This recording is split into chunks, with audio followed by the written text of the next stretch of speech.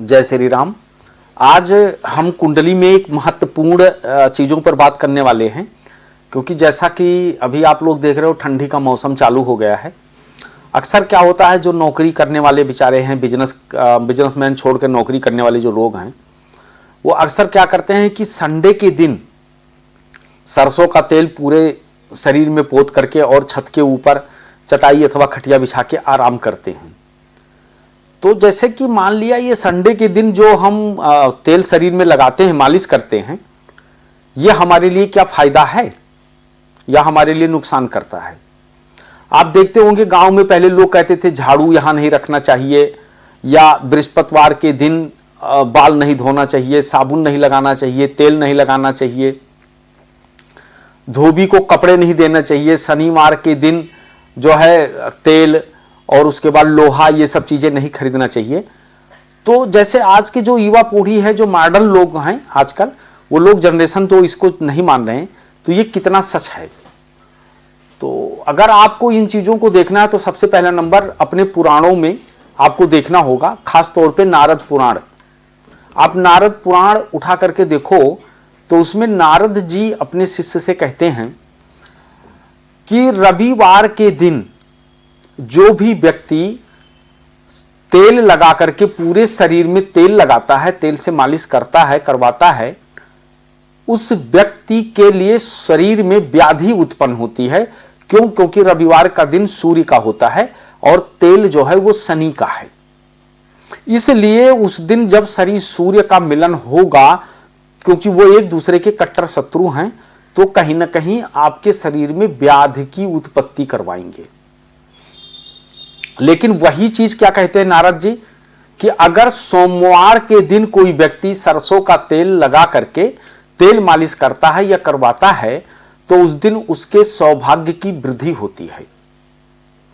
लेकिन फिर क्या कहते हैं कि मंगलवार के दिन जो भी व्यक्ति सरसों का तेल लगा करके मालिश करता है या करवाता है, उस दिन उसको बहुत बड़ा डिप्रेशन जैसा हो जाता है और उसको छोटी छोटी बातों में क्रोध आना और जोड़ों से संबंधित बीमारी हो जाती है। फिर नारद जी कहते हैं कि जो बुधवार के दिन तेल से मालिश करते हैं, करवाते हैं, उनके बुद्धि का विकास होता है और वो बहुत तेज तरार व्यक्ति होते हैं और उनके शरीर कांतिमय बन जाता है, यानी शरीर के अंदर चमक आ जाता है। और फिर बृहस्पतिवार के दिन अगर वही करते हैं तो बृहस्पतिवार के दिन अक्सर ऐसे व्यक्तियों को जो है एक तरीके से उनका गुरु खराब हो जाता है, और जिसका गुरु खराब हो गया समझ लो उसका संस्कार खराब हो गया। इसलिए बृहस्पतिवार के दिन भी निषेध बताया गया है। शुक्रवार को बताया गया कि शुक्रवार को जो व्यक्ति तेल से स्नान करता है उस व्यक्ति को वेल्थ की प्राप्ति होती है, क्योंकि शनि तेल है और शुक्र पैसा है। तो ऐसे व्यक्ति को जो शुक्रवार को करते हैं उनको वेल्थ की प्राप्ति होती है, यानी पैसे की प्राप्ति होती है, और उनके शरीर जो है ऊर्जामान हो जाता है और शरीर से कमजोरी भाग जाती है। लेकिन जो शनिवार के दिन तेल से स्नान करते हैं उनका हर प्रकार से मंगल होता है, क्योंकि शनिवार का दिन शनि का है और तेल भी शनि का है, तो इसलिए हर प्रकार से उनका मंगल होता है, वहां किसी भी प्रकार का अमंगल नहीं हो सकता। तो इस तरीके से ये तो रह गई आपको तेलवात की। अब बात आता है कि जैसे कोई भी व्यक्ति आपसे कोई सवाल करता है कि हमको वाहन लेना है, या हमको बैंक का नया अकाउंट खुलवाना है, या हमको कोई यात्रा करना है, या हमको अपने बच्चे के स्कूल में एडमिशन करवाना है, तो इसके लिए मुहूर्त बता दीजिए।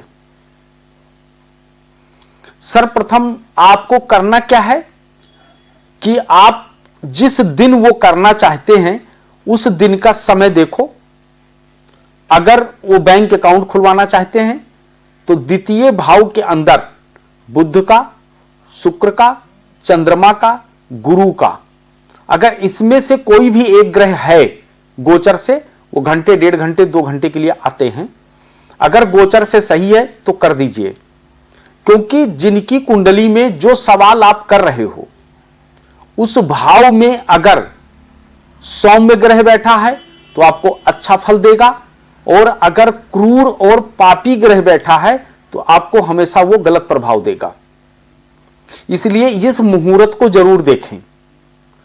जैसे मुहूर्त पे आपको पता है कि लोग जब बहुत बड़ी फाइट करने जाते हैं, चैलेंज एक्सेप्ट करना, यानी मुकदमा हो या किसी भी चीज में विजय हासिल करना, यह हमारा छठा भाव होता है। अगर कोई आदमी नेता है, अगर वो पर्चा दाखिला करना चाहता है, या कोई आदमी मुकदमा किसी के खिलाफ करना चाहता है, दाखिल करना चाहता है, और अगर उसमें पूर्णतया वो विजय प्राप्त करना चाहता है, तो उस समय छठे भाव के अंदर अगर आपके, समझ लो कि कोई ऐसा ग्रह बैठा है, जैसे राहु बैठा हो, जैसे सपोज करो मंगल बैठा हो, अगर ऐसे कोई भी ग्रह बैठे हैं और आप उनकी घोरा में अगर आप वहां पर वो चीज दायर करते हो तो आपके लिए बहुत अच्छा रहेगा और 100% आपकी विजय होगी। इसी तरीके से जब हम किसी की कुंडली देख रहे होते हैं तो कुंडली के अंदर क्या होता है कि हमको यह देखना है कि इसका शरीर यानी इसका लग्न कितना काम करता है, और लग्न जो है वो सर्वप्रथम कितने से कितने अंश का रहेगा तो बहुत अच्छा फल देगा, कितने अंश से कितने अंश तक रहेगा तो मध्यम देगा, और कितने से कितना तक रहेगा तो वो एक तरीके से फल देने में कहीं ना कहीं असमर्थ रहेगा। तो जो लग्न है एक अंश 1 डिग्री से लेकर के अगर 10 डिग्री के बीच में है तो फर्स्ट नंबर का काम करेगा, और अगर 10 से 20 डिग्री का है तो वो ग्रह मध्यम काम करेगा, और अगर लग्नेश तुम्हारा 20 डिग्री से 30 डिग्री के बीच में है तो वो बहुत कम काम करेगा। अब हम दूसरी बात पे आ जाते हैं। जैसे हमारे यहां पर सोमवार से शुरू होकर के और रविवार तक के दिन होते हैं, और हमेशा कहा गया है किस मुहूर्त में कौन से दिन में कौन सा अगर नक्षत्र हो और आप काम करोगे तो आपको पूर्णतया फायदा मिलेगा। मतलब वो कट नहीं सकता, क्योंकि वो शुभ घड़ी शुभ नक्षत्र होता है, और उस नक्षत्र में आप अगर किसी भी काम को करोगे, कोई भी काम, जो भी काम आपको करना है, आपको 100% वो नक्षत्र आपको फल देगा। जैसे कि सोमवार का दिन हो और मृगशिरा नक्षत्र हो, उस दिन आप कोई सा भी काम करोगे उस नक्षत्र में आपको 110% नहीं 1000% आपको जो है रिजल्ट पक्का मिलेगा। अगर वही मंगलवार का दिन हो और अश्विनी नक्षत्र हो, अश्विनी नक्षत्र केतु का होता है, और मृगशिरा नक्षत्र जो है वो एक तरीके से देखा जाए अगर जो तो मंगल का होता है।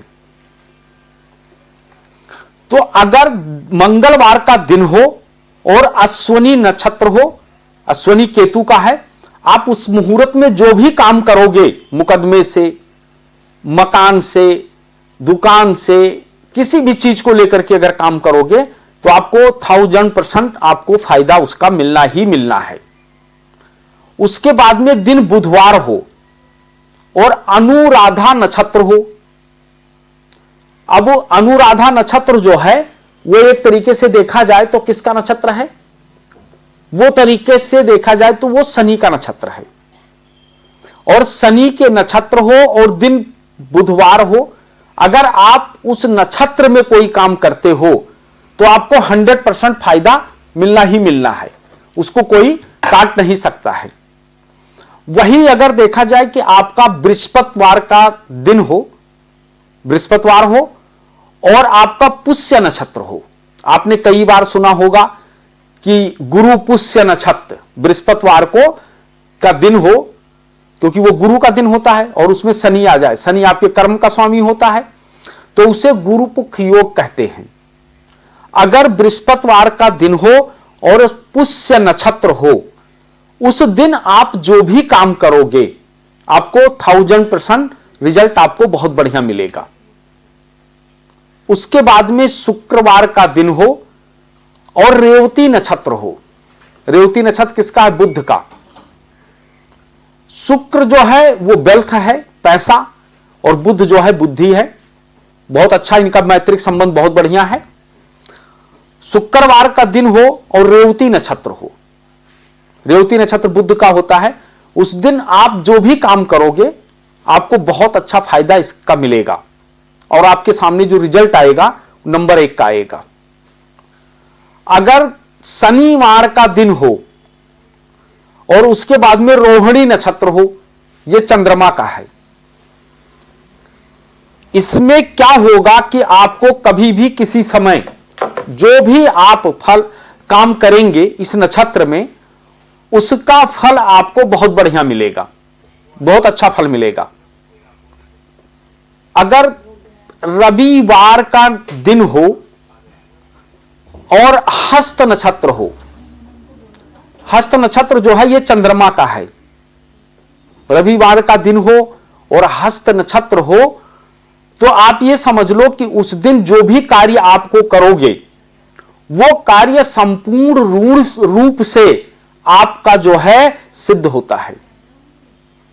कैसा भी कार्य क्यों ना हो, शुभ घड़ी शुभ मुहूर्त में किया हुआ फल कर्म अनंत गुना फल लेकर के आता है, और बिना शुभ घड़ी शुभ मुहूर्त के किया हुआ फल कार्य आपको कभी भी फल देने में असमर्थ हो जाता है।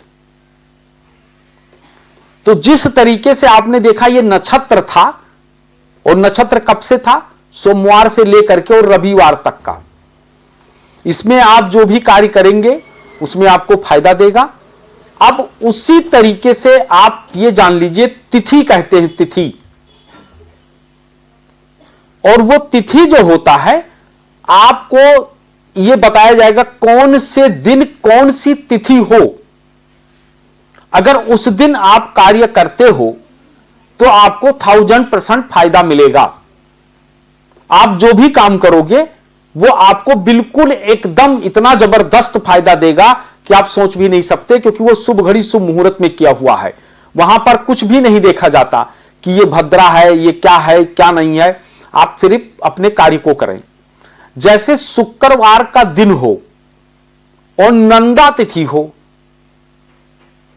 सबसे पहला नंबर जो तिथि होती है ये कितनी होती है? ये 5 होती हैं। वैसे तो तिथि 15 बताई गई है, लेकिन 3 चरण में दिया गया है, तो 5 तिहाई 15, तो 5 तिथि और 5 वार ये अनंत गुना शुभदायक होते हैं, शुभ फल देने वाले होते हैं, और कभी भी फल देने में ये असमर्थ नहीं होंगे। जैसे कि शुक्रवार का दिन हो और नंदा तिथि हो, उस दिन आंख बंद करके किसी कार्य को कर दो, आपका 100% पूरा हो जाएगा। अगर बुधवार का दिन हो और भद्रा नक्षत्र हो, भद्रा, अगर भद्रा है, बुधवार का दिन है, आप कोई भी काम करोगे 1000% आपको कामयाबी मिलेगी। बाकी दिन लोग कहते हैं भद्रा है जजमान, इसमें यात्रा नहीं करना चाहिए, लेकिन इसमें करना चाहिए। दिन बुधवार हो और भद्रा हो, अनंत गुना फलदायी होगा। जैसे मंगलवार, जैसे कि मंगलवार हो, मंगल का दिन हो और जया तिथि हो, जया, उस दिन क्या है कि आप जो भी कार्य करेंगे उसमें आपको 100% फायदा मिलेगा। जैसे दिन गुरुवार हो और पूर्णा नक्षत्र हो, पूर्णा तिथि हो, जिसको हम पूर्णा तिथि कहते हैं, पूर्णा तिथि हो और दिन गुरुवार हो, ऐसे में अगर व्यक्ति कोई कार्य करता है तो उसको 100% फायदा मिलता है। अब शनिवार का दिन हो और रिक्ता नक्षत्र हो, शनिवार का दिन हो, रिक्ता नक्षत्र हो, लेकिन तारीख उन्होंने जो बताया है वो 4 तारीख ना हो, 9 तारीख ना हो और 14 तारीख ना हो। ये 3 तारीख नहीं होना चाहिए। शनिवार का दिन हो, रिक्ता नक्षत्र हो और ये 4 तारीख छोड़ने के बाद कोई सा भी कार्य आप करोगे आपको 1000% फायदा मिलेगा। उसमें ऐसा नहीं कहा जा सकता कि आपको फायदा नहीं मिलेगा, लेकिन सिर्फ तारीख का आपको ध्यान रखना होगा, 4, 9, 14। इन तारीखों का जब आप विशेष ध्यान रखोगे तो आपके लिए बहुत अच्छा शुभ समय होगा। और अगर इन तारीख के में काम नहीं करना है, इसके बाद काम करना है, तो जैसा कि हमारे यहां जो पत्रा होता था पहले, आपने देखा होगा जो बहुत पुराने लोग होते थे पत्रा देखने वाले, वो कभी भी जब कोई आदमी घर बनाना चाहता था तो उनके पास जाते थे और वो ऐसा शुभ घड़ी शुभ मुहूर्त बताते थे कि 9:20 से 10:25 में आप अपना न्यू पूजन करवा लेना, तो आपका घर बन जाएगा, कभी दिक्कत नहीं आएगी। जैसे कि मेरा घर था, अधूरा पड़ा था, हमारे पिता ने काफी दिनों से प्रयास किया कि इसको पूर्ण किया जा सके, लेकिन नहीं कर पाए। लेकिन अंत में क्या हुआ, जब हमने ज्योतिष का अध्ययन किया और गुण अध्ययन किया और नक्षत्रों पर जब हम गए, नक्षत्र और तिथि पर जब हम गए, तो हमको पता चला ये तो बहुत बलवान होते हैं। हमने शुभ घड़ी शुभ नक्षत्र में कार्य किया और जल्द से जल्द लॉकडाउन से पहले पहले मेरा घर बनके तैयार हो गया। जैसे कि बहुत सारे लोग, कमाई बहुत बढ़िया होती है, सब कुछ उनके घर में सही चल रहा होता है, लेकिन सबसे बड़ी समस्या क्या होती है कि उनके घर में बचत नहीं हो पाता पैसा। हमारे पास बहुत सारे लोग आते हैं, कहते हैं महाराज मेरे पास कमाई तो बहुत है परंतु पैसा नहीं बच पा रहा है। तो कहां खर्च हो जा रहा है? अनाप शनाप चीजों में खर्च हो जा रहा है, उस खर्च का कोई मतलब भी नहीं बनता। तो देखिए ऐसा है कि शहर में तो नहीं बदलाव किया जा सकता, लेकिन अगर गांव देहात की बात है तो व्यक्ति को कभी भी अपने घर का जो पानी है ना, वो दक्षिण दिशा में नहीं बहने देना चाहिए। अगर नाली का पानी दक्षिण दिशा में बहता है तो यह समझ लेना कि उस व्यक्ति के जीवन में कभी भी तरक्की नहीं हो सकती और उनका तरक्की रुक जाएगा। इसलिए सदा ध्यान रखो कि आपके नापदानी का पानी यानी आपके किचन का पानी जो है वो दक्षिण दिशा में नहीं जाना चाहिए। अगर वो दक्षिण दिशा में जाएगा तो आपको बहुत दिक्कत पैदा करेगा, क्योंकि आप देखते हो बहुत सारे लोग वास्तु करते हैं, लेकिन वास्तु का जो संबंध है वो ग्रहों से है, ग्रह ही वास्तु हैं। और आप जब भी कोई ग्रह आएगा आप नहीं चाहोगे, फिर भी वो ग्रह आपके घर में आकर अनावश्यक बैठ जाएगा, बेडरूम में आ जाएगा, कई बार ड्राइंग रूम में आ जाएगा, किचन में आ जाएगा। तो जो वास्तु किया जाता है ये एक तरीके से हम ज्योतिष के आधार पर करते हैं। जो घर का बड़ा बुजुर्ग होता है उनकी कुंडली होती है, उनके आधार से वास्तु किया जाता है। और वास्तु में कोई तोड़ फोड़ इत्यादि का कार्य नहीं होता है, वहां पर सिर्फ ये होता है उस ग्रह से संबंधित उस चीज को वहां स्थापित कर देना, आपका ग्रह ठीक हो गया और आपका घर वास्तु दोष से मुक्त हो गया। तो आज जैसे मैंने एक बात किया किस पे, नक्षत्र पे और तिथि पे, ऐसे ही हम आगे बात करेंगे। आपके सामने हम बात करेंगे वास्तु और कुंडली पर, कि वास्तु क्या है और कुंडली क्या है। फिलहाल एपिसोड में, आज के एपिसोड में बस इतना ही, आगे फिर हम बताएंगे। लेकिन हम अपने प्रिय मित्रों से हम ये मतलब कहना चाहते हैं कि आप लोग जब भी हमारा YouTube चैनल देखें तो मैं सब्सक्राइब करने के लिए नहीं कहता हूं, लेकिन मैं ये कहता हूं कमेंट जरूर करें और उसमें ये बताएं कि आपका प्रोग्राम कैसा लगा, क्योंकि हम अपना प्रोग्राम सबके लिंक से हटकर बताते हैं कि वृष राशि वाले ये करेंगे, मकर वाले ये करेंगे। हमारे पास वो नहीं है, हमारे पास एक्चुअल वैदिक ज्योतिष का ज्ञान है और हम वैदिक ज्योतिष के हिसाब से बताएंगे। तो आप जरूर कमेंट करके अपनी समस्या बताएं, हम आपके सवाल का जवाब देंगे। कई बार जब आप लोगों का मांग होगा तो हम उस अनुसार से वीडियो भी बनाएंगे। फिलहाल इस एपिसोड में इतना ही। जय श्री राम, हर हर महादेव।